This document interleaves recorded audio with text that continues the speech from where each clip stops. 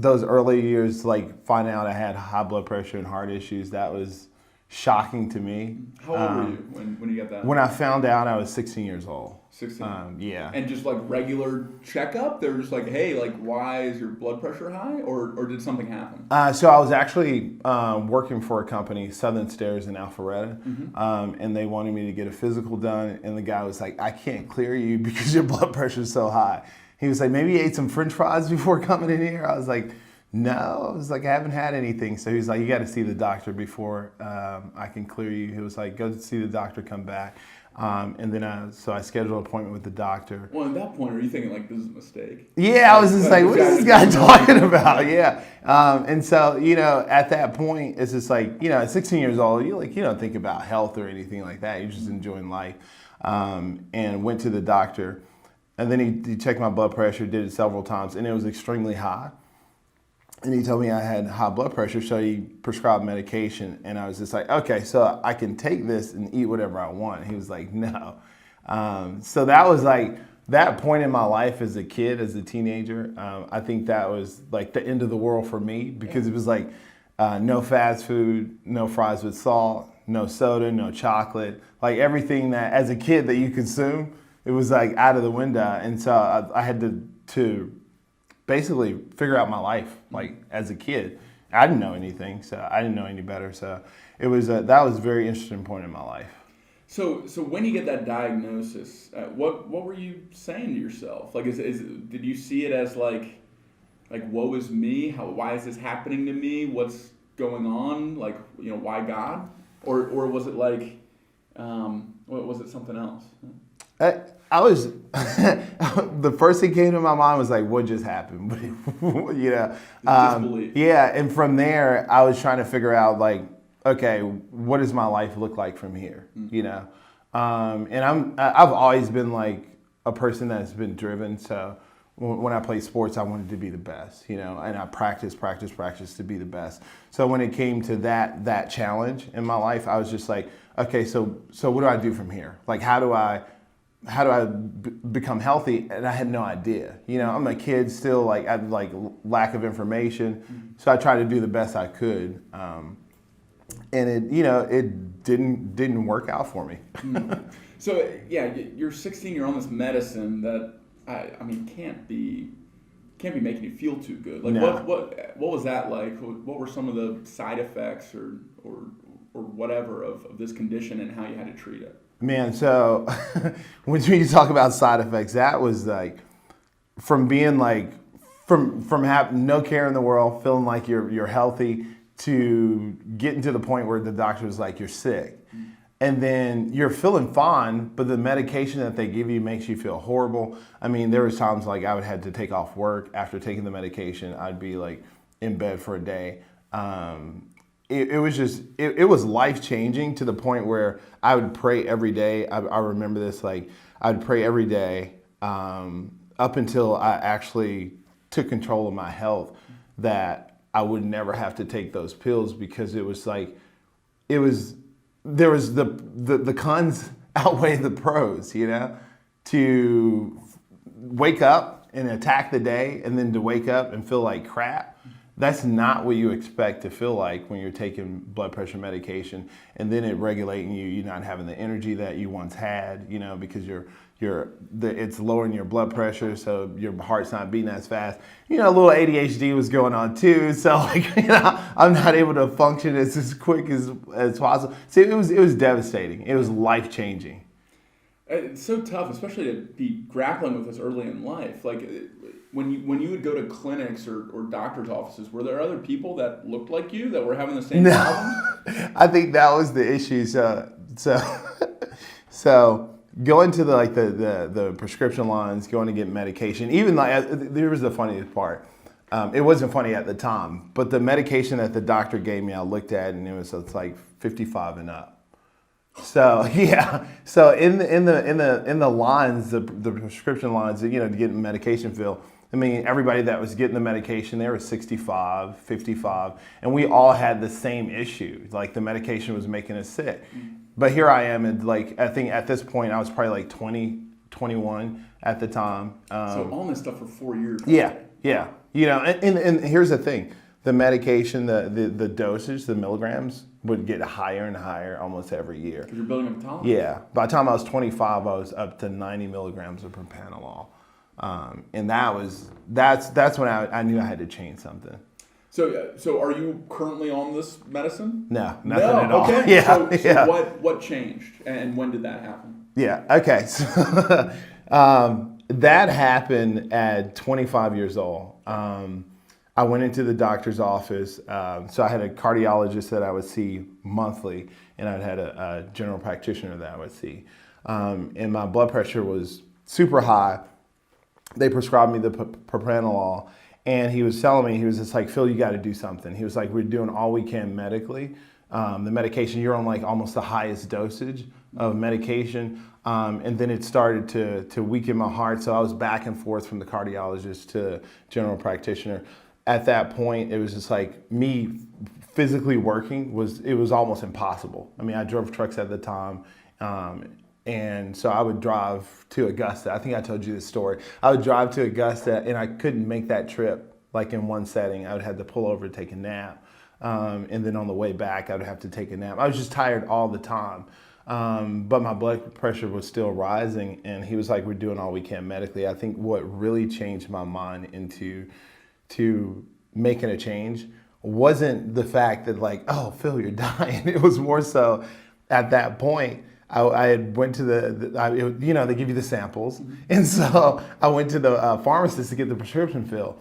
And the lady gave me the number. She was like, it's $189 and change. And I was just like, let me give you my insurance card. And she was like, that's after insurance. At that point, I couldn't see myself paying that much for something that was making me sick. At the same time, that was enabling me like to do what I wanted to do. So at that point, I'd signed up for a gym membership. I think at D1 Fitness was like $10 a month, which is way cheaper. You know? Cheaper than yeah. Yeah, so that was that pivotal point in my life. Like, just when the doctor said we're doing all we can medically, I think that was me relying on them to do something for me. At that point, when he said that, then I had to rely on myself to change the outcome. What an important mindset shift, too. So you start working out. How soon after you start working out do you go off the meds? So I started, let me tell you how desperate I was to get healthy at that point. So I started working out for about 2 to 3 months. I had no idea what I was doing.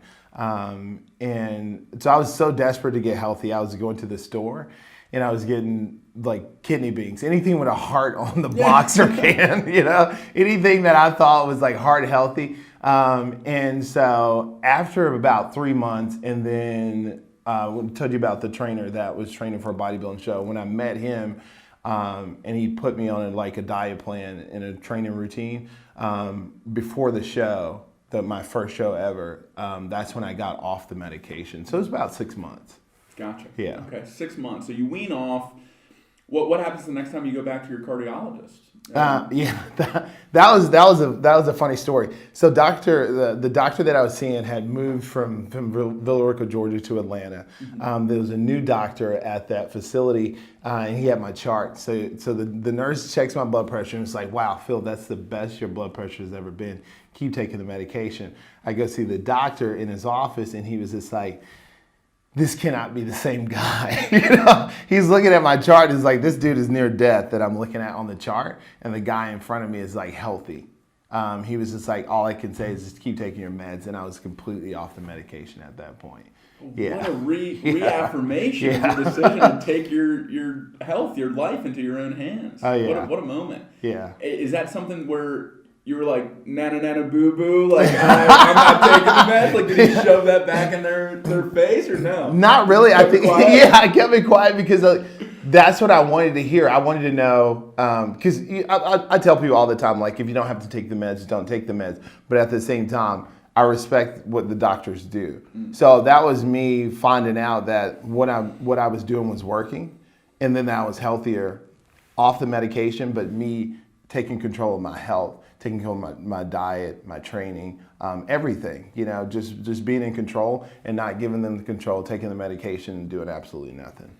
So for other people who may be listening, maybe their doctors told them that they have high high blood pressure or they're at risk for it, what kinds of things can they be doing outside of popping a pill that can help address the same issue that you've overcome? Man, cardio for me was like one of the most important things, like getting active, cardio, weight training, water consumption, consuming more water.